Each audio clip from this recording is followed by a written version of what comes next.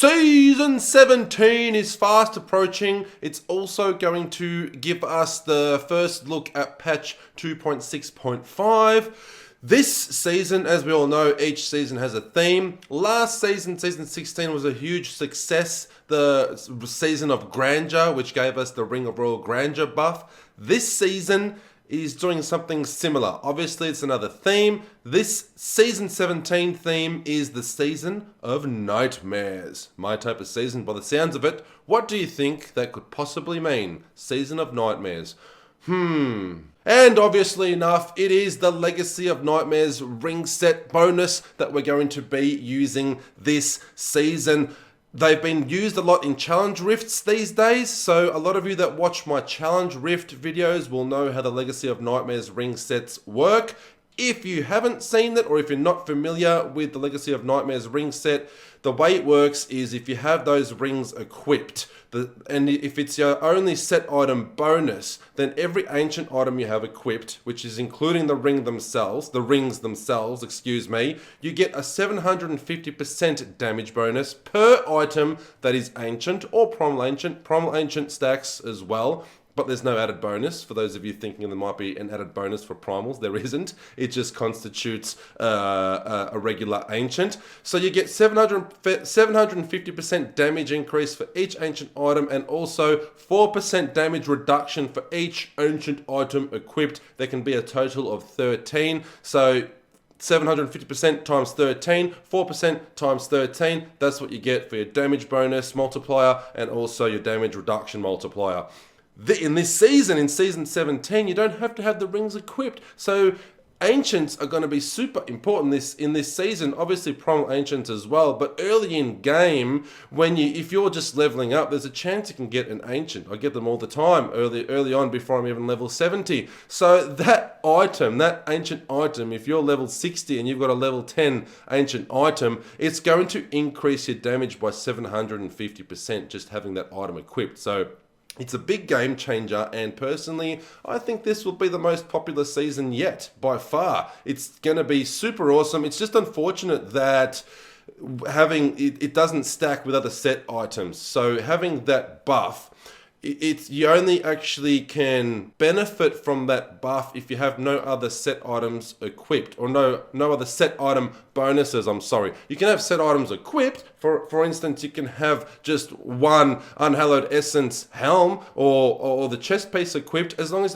you don't have two, and as long as you're not getting a bonus from another set. That's all it is. You can have set items equipped, but they're not going to really help you that much. So it's going to be super interesting, particularly early on in game. What I think would be even more interesting if they got rid of that no set part in the Legacy of Nightmares rings. Imagine some of the things you can put together, some of the combinations and builds you can put together if that didn't exist. If you can get that 750% buff and 4% buff from ancient items, but you could also benefit from other equipped set items. That would be awesome, but obviously they're not going to do it. It would probably be just way too overpowered. So checking out the cosmetic rewards here, the Wicker Man is back. I can't remember which season he was a reward for, but a lot of us that have played most of the seasons will already have the Wicker Man. For those of you that missed out, this is your chance to get him. I've already got him, so I'm quite disappointed that this is actually a pet reward when I've already got it. How about the people that have already got him get something else? But I just think we luck out on that one. As usual, we get a portrait frame. This season, it gives us more incentive to complete the entire season and get that Guardian achievement. You get those awesome wings there. They're called the Galactic Wings. They look pretty awesome there. I still want to get my Cosmic Wings. Hopefully this season is the season to get the Cosmic Wings. So if you finish your season 17 fully with the Guardian achievement, you'll get those wings. Not enough bang for your buck, I think. I think they could definitely improve the rewards big time. It's just not that much effort put in, like a portrait frame. They're already recycling the damn pet, and now you just get wings for completing the entire season. Guardian, Come on, Blizzard, you can do better. Give us more. We want more. How about Diablo 4? As usual, completing chapters throughout the season gives you a Hodrick's gift cache. When you open the cache, you get 2 set items in there. And this is a good way to boost your character and start doing those higher level torment levels and farming greater rifts and really leveling up a lot quicker. So this season, the Barbarian will be receiving the Might of the Earth set. Crusader, Thorns of the Invoker, which is a pretty cool set. Demon Hunter gets the Shadow's Mantle. Monk, Monkey's King's Garb. Necromancer gets the Grace of Inaria set. Witch Doctor, Raiment of the Jade Harvester. And Wizard gets Firebird's Finery. I'm probably playing Witch Doctor this season, I think, or the Monk, or both. I don't know yet. All I know is it's going to be a very slow start for me because I'm not going to be able to play this weekend at all. And the season begins on the weekend, exactly when I won't be able to play. It begins May 17 for those of you in America and May 18 for you fellow Australians out there. Another reason I think this season will be the biggest one yet is they're finally raising torment difficulties.